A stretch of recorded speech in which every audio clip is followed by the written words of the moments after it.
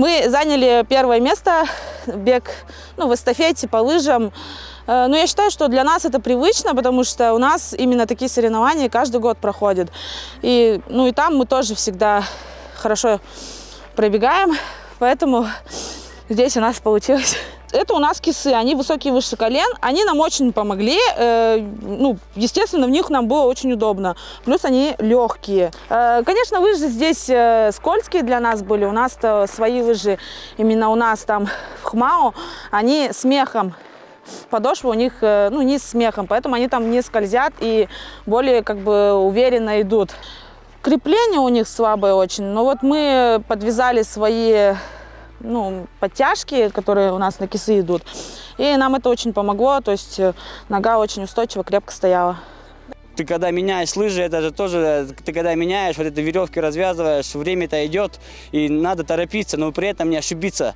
И вот очень важно, работа команды, потому что там помогает второй участник, чтобы он не мешал, и друг друга не мешали, слаженность. Про лыжи я могу сказать то, что это необходимо каждому оленеводу.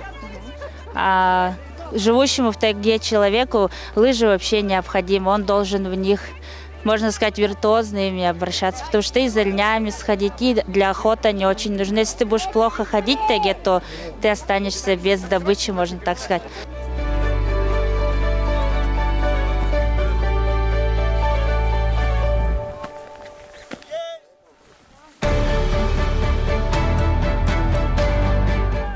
Прыжки традиционно проводим уже на улице.